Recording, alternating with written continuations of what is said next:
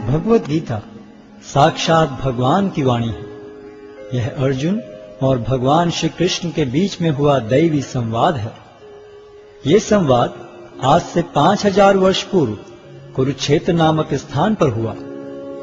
भगवत गीता में जीवन के सभी महत्वपूर्ण प्रश्नों का उत्तर है, जैसे हम कौन हैं, भगवान कौन है, हमें कष्ट क्यों होते हैं, क्या पुनर्जन्म होता है, क्या अन्य ग्रहों पर जीवन है, हम कैसे इस जन्म और अगले जन्म में सुखी रह सकते हैं, हम कैसे भगवत धाम को जा सकते हैं। कोई पूछ सकता है कि कुरुक्षेत्र में हुए महान युद्ध जिसके दौरान भगवत गीता कही गई, उसका कारण क्या था। 5000 वर्ष पहले विचित्रवीर्य नामक एक महान राजा का देहांत हो गया। क्योंकि उसका बड़ा पुत्र धृतराष्ट्र जन्म से अंधा होने के कारण राज्यभार संभालने में असमर्थ था, अतः उसके छोटे भाई पांडु ने राज्य सिंहासन संभाला। पांडु की मृत्यु के बाद उसके 5 पुत्र, जो पांडवों के नाम से विख्यात थे, जो नियमानुसार राज्य के उत्तराधिकारी बने, लेकिन पांडव भी बालक ही थे, अतः धृतराष्ट्र ने स्वयं राज्यभार संभाला। धृतराष्ट्र के 100 पुत्र थे, जो कौरवों के नाम से जाने जाते थे। जब पांडव बड़े होकर राज्य संभालने लायक हुए, तो वे संपूर्ण राज्य नहीं लेना चाहते थे, हालांकि वो उनका नियम संगत अधिकार था। वे राज्य को अपने चचेरे भाइयों के साथ बांटना चाहते थे, और इस प्रकार राज्य को पांडवों और कौरवों के बीच बांट दिया गया।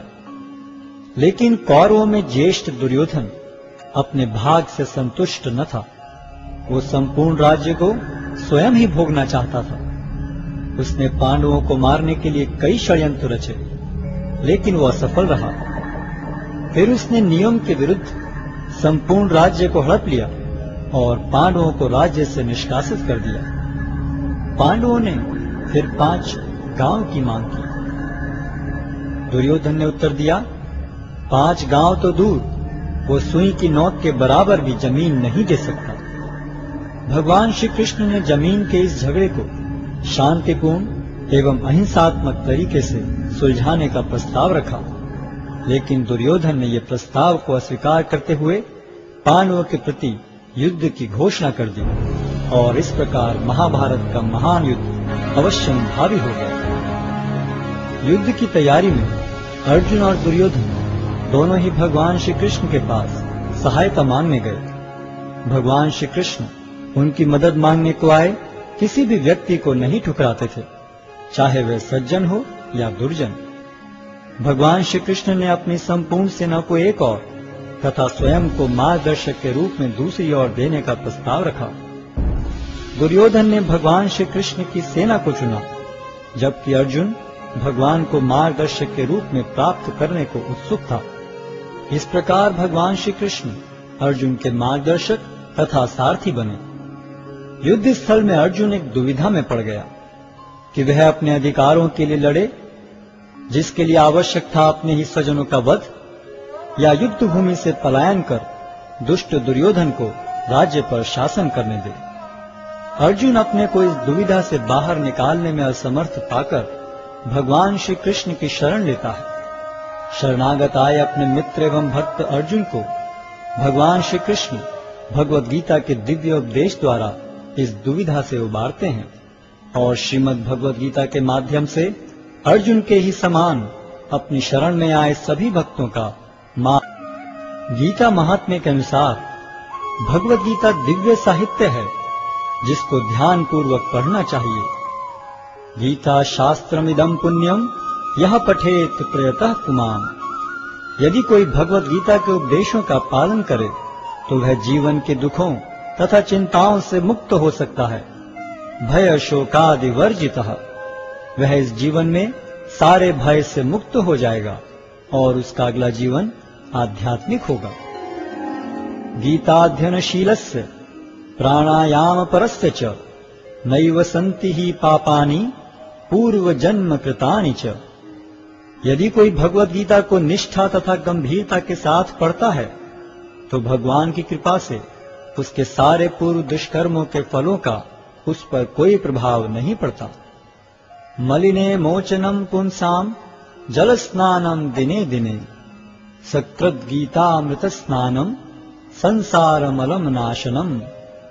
मनुष्य जल में स्नान करके नित्य अपने को स्वच्छ कर सकता है, लेकिन यदि कोई भगवद गीता रूपी पवित्र गंगा जल में एक बार भी स्नान कर ले तो वह भवसागर की मलिनता से सदा सदा के लिए मुक्त हो जाता है। गीता सुगीता कर्तव्या किमन्यै शास्त्र विस्तरै या स्वयं पद्मनाभस्य मुख पद्मादिनिस्सता। चूंकि भगवद गीता भगवान के मुख से निकली है, अतएव किसी को अन्य वैदिक साहित्य पढ़ने की आवश्यकता नहीं रहती। उसे केवल भगवद गीता का ही ध्यान पूर्वक तथा मनोयोग से श्रवण तथा पठन करना चाहिए। वर्तमान युग में लोग सांसारिक कार्यों में इतने व्यस्त हैं कि उनके लिए समस्त वैदिक साहित्य का अध्ययन कर पाना संभव नहीं रह गया है, परंतु इसकी आवश्यकता भी नहीं है। केवल एक पुस्तक भगवद गीता ही पर्याप्त है, क्योंकि यह समस्त वैदिक ग्रंथों का सार है और इसका प्रवचन भगवान ने किया है। भारतामृत सर्वस्वम विष्णु वक्राद्विनिश्चितम गीता गंगोदकम पीत्वा पुनर्जन्म न विद्यते। जो गंगा जल पीता है उसे मुक्ति मिलती है, अतएव उसके लिए क्या कहा जाए जो भगवद गीता का अमृत पान करता हो। सर्वोपनिषदो गावो दोग्धा गोपाल नंदनः पार्थो वत्सः सुधीर भोक्ता दुग्धम गीतामृतम महत्। यह गीतोपनिषद भगवद गीता, जो समस्त उपनिषदों का सार है, गाय के तुल्य है और ग्वाल बाल के रूप में विख्यात भगवान कृष्ण इस गाय को दुह रहे हैं। अर्जुन बछड़े के समान हैं और सारे विद्वान तथा शुद्ध भक्त भगवद गीता के अमृतमय दूध का पान करने वाले हैं। एकम शास्त्रम देवकी पुत्र गीतम एको देवो देवकी पुत्र एव एको मंत्रस्य तस्य नामानि यानि कर्माप्येकम तस्य देवस्य सेवा। आज के युग में लोग एक शास्त्र, एक ईश्वर, एक धर्म तथा एक वृत्ति के लिए अत्यंत उत्सुक हैं। अतएव एकम शास्त्रम देवकी पुत्र गीतम, केवल एक शास्त्र भगवद गीता हो जो सारे विश्व के लिए हो। एको देवो देवकी पुत्र एव, सारे विश्व के लिए एक ईश्वर हो श्री कृष्ण। एको मंत्रस्य तस्य नामानि यानि, और एक मंत्र एक प्रार्थना हो उनके नाम का कीर्तन। हरे कृष्ण कृष्ण कृष्ण हरे हरे, हरे राम राम राम हरे हरे। कर्माप्येकम तस्य देवस्य सेवा, और केवल एक ही कार्य हो, भगवान की सेवा।